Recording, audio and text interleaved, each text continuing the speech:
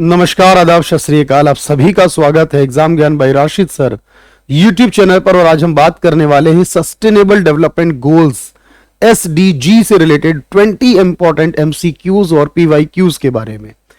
पिछले कुछ वर्षों में SDG से संबंधित जो भी सवाल हमारे SSC और वनडे एग्जामिनेशन का पार्ट रहे हैं उन सभी को हम देखेंगे यहां पर, और कौन से एग्जाम्स में कौन से नए क्वेश्चंस आ सकते हैं उनको भी समझेंगे बात को। लेकिन आप जानते हैं कि सस्टेनेबल डेवलपमेंट गोल्स जो UNO से संबंधित हैं कि इसके अंदर 17 लक्ष्यों को कवर अप करना है, और इसका मतलब होता है इस तरह से डेवलपमेंट करना जिससे वर्तमान और भविष्य दोनों को बैलेंस किया जा सके, यानी अपने वर्तमान को पूरा करने के साथ साथ भावी पीढ़ियों के लिए, नेक्स्ट जनरेशन के लिए भी संसाधनों को बचाया जा सके। इस तरह से विकास करने को सतत विकास यानी सस्टेनेबल डेवलपमेंट कहा जाता है। क्या है इन क्वेश्चनों के अंदर, देखते हैं। सबसे पहले बात करेंगे पहले सवाल पर, सतत विकास की व्याख्या सर्वप्रथम कहां की गई थी। एक्चुअली सतत विकास के बारे में जब बात आती है, सबसे पहले इस टर्म को 1983 में बनाई गई एक कमीशन है जिसकी रिपोर्ट 1987 में आई थी, जिसे आर कॉमन फ्यूचर कहा जाता है, हमारा कॉमन भविष्य है यानी जो। और इस कमीशन के चेयरमैन का नाम था जो नॉर्वे के PM थे, ब्रूटलैंड, इसलिए इसको ब्रूटलैंड कहा जाता है, या फिर इसी को हम world commission for environment and development भी कह सकते हैं। तो ब्रूटलैंड कमीशन की रिपोर्ट में सबसे पहले इस टर्म को बताया गया, यानी कि सतत विकास लक्ष्य की बात की गई थी। सेकंड क्वेश्चन आता है कि कौन सा सतत विकास लक्ष्य पानी और स्वच्छता की उपलब्धता और सतत प्रबंधन की बात करता है। इन 17 लक्ष्यों की अगर हम बात कर रहे हैं भारत के, उसमें से जो SDG नंबर 6 होगा, क्योंकि हम जानते हैं SDG नंबर 4 क्वालिटी एजुकेशन की बात करता है, SDG नंबर 7 जो है वो यहां पर क्लीन एनर्जी की बात करता है, 5 जो है वो हमारे पास जेंडर इक्वालिटी की बात करता है, लैंगिक समानता की बात करता है। तो 6 नंबर है जो कि पानी और स्वच्छता से संबंधित है।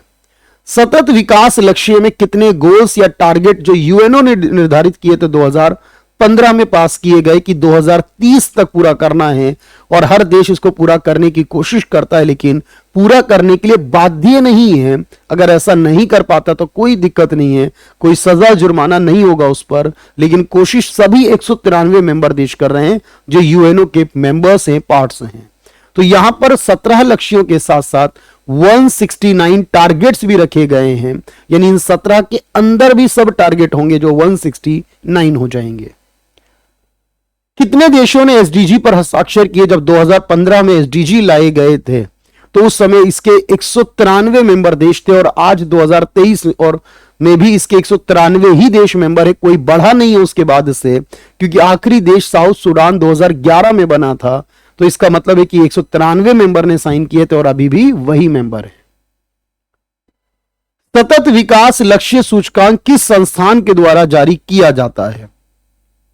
ये जो सतत विकास लक्ष्य सूचकांक एक्चुअल में जब हम बात इसकी करते हैं तो ये हर साल एक रिपोर्ट लाई जाती है, जिसमें अब की बार, क्योंकि हर बार आप देखते हैं कि सतत विकास लक्ष्यों के अंदर जो रैंक 1 है, रैंक 2 है, इस तरह से स्थितियां आती हैं, और भारत जो है वो 121वें पायदान पर है अब की बार।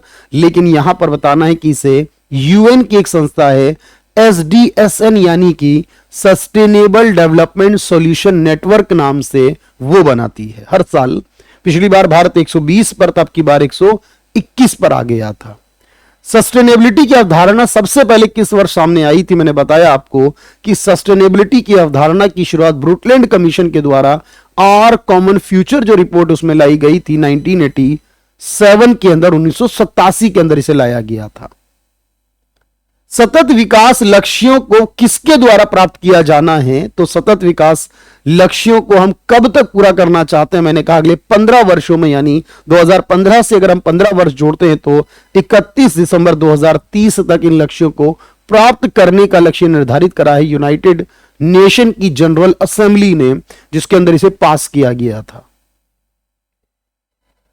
संयुक्त राष्ट्र में किसके द्वारा सतत विकास लक्ष्य को अपनाए गए? मैंने कहा जनरल असेंबली के द्वारा किया गया, जिसमें 193 मेंबर देश होते हैं कि हमें 2030 तक इन 17 लक्ष्यों को पूरा करना है। इसे हिंदी में महासभा कहा जाता है, और हर साल इस महासभा का एक अध्यक्ष बनता है और आप जानते हैं कि अभी 77वें अध्यक्ष बने हुए हैं इसके। एक बार भारत की जो विजय लक्ष्मी पंडित हैं वो भी अध्यक्ष बन चुकी हैं जनरल असेंबली के अंदर। गरीबी के सभी रूपों को पूरे विश्व से समाप्त करना, यानी नो पॉवर्टी होना चाहिए, जीरो पॉवर्टी होना चाहिए, और यह है एसडीजी नंबर 1। क्योंकि पहला लक्ष्य कहता है कि गरीबी नहीं होनी चाहिए, दूसरा कहता है जीरो हंगर, भूखमरी नहीं होनी चाहिए, तीसरा कहता है good health and well being, अच्छा स्वास्थ्य, और चौथा मैंने बताया क्वालिटी एजुकेशन की बात करता है। क्योटो प्रोटोकॉल का संबंध जो है वो भी इसी क्लाइमेट एक्शन से रिलेटेड आता है।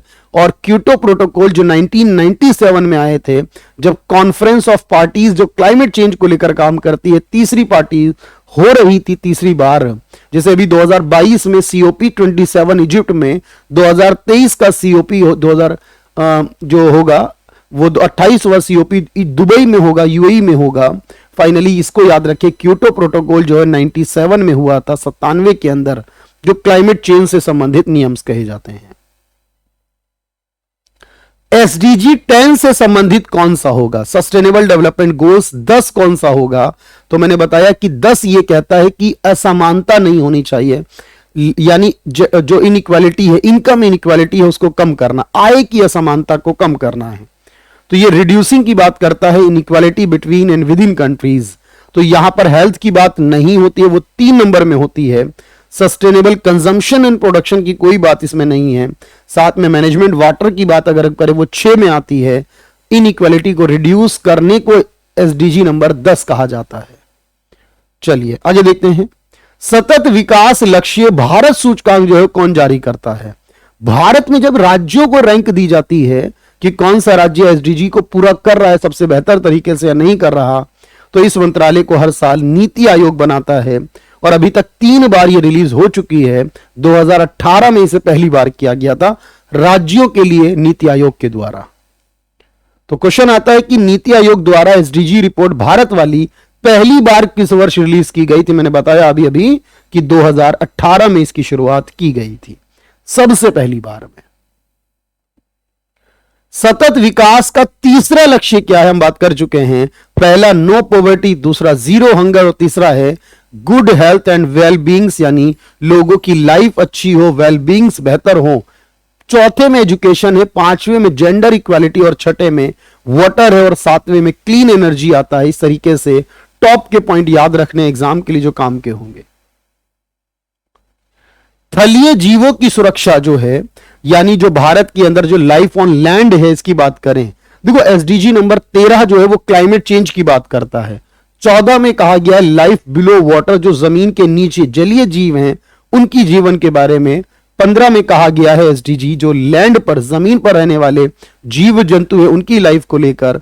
16 में कहा गया स्ट्रॉन्ग इंस्टीट्यूशन को लेकर, ठीक है। और 17 में कहा गया partnership with for the goals, दूसरे देशों के साथ संबंध बनाने को लेकर, यानी कि सहकारी सहयोग करने को लेकर। जलवायु परिवर्तन और उसके प्रभावों से निपटने के लिए मैंने कहा कि ये एसडीजी नंबर 13 में बात की गई है कि हमें क्लाइमेट एक्शन लेने की जरूरत है जलवायु परिवर्तन से बेहतर होने के लिए। लैंगिक समानता जो है, मैंने बता रहा हूं बार बार कि ये से एसडीजी नंबर 5 माना गया है। अभी हम बात कर चुके हैं, बाकी चारों के बारे में जानते हैं हम लगभग। तो 5वें में लैंगिक समानता है। यहां मिलेनियम डेवलपमेंट गोल्स आए थे सन 2000 में। इसमें 8 लक्ष्यों को रखा गया था। पहले ये मिलेनियम डेवलपमेंट गोल्स चलते थे, बाद में सस्टेनेबल डेवलपमेंट गोल्स कर दिए गए। 8 लक्ष्यों की जगह 17 लक्ष्य कर दिए गए सन 2000 से लेकर 2015 तक। तो मिलेनियम डेवलपमेंट गोल्स चलते थे, और 2015 से 2030 तक के लिए एसडीजी यानी सस्टेनेबल डेवलपमेंट गोल्स कर दिए गए। तो इस तरीके से याद रखेंगे आप लोग। 2020 में 22 में माफ कीजिएगा, जो सतत विकास लक्ष्य के द्वारा जो रिपोर्ट लाई गई है उसके अनुसार भारत जो है वो 121वें पायदान पर है, 121 पोजीशन पर रहा है भारत। पिछले साल 2021 की रिपोर्ट में भारत 120 नंबर पर था। मानव विकास सूचकांक में 132 है, और ग्लोबल पीस वाले में, शांति वाले में 135 पर आता है। तो अलग अलग रैंक है भारत की। आखिरी क्वेश्चन है, गुणवत्तापूर्ण शिक्षा यानी कि क्वालिटी एजुकेशन जो होगा वो एसडीजी नंबर 4 में होगा, हम बात कर चुके हैं कि चौथा लक्ष्य जो होगा वो क्वालिटी एजुकेशन की बात करेगा। तो ये 20 इंपॉर्टेंट क्वेश्चन है जो एसडीजी से संबंधित हैं और आपके आने वाले एग्जाम्स को लेकर बहुत हेल्पफुल हो सकते हैं। तो इन्हें करिएगा और अपनी तैयारी को बेहतर बना लीजिए एग्जाम को बेहतर करने के लिए। Thank you everyone, thank you so much.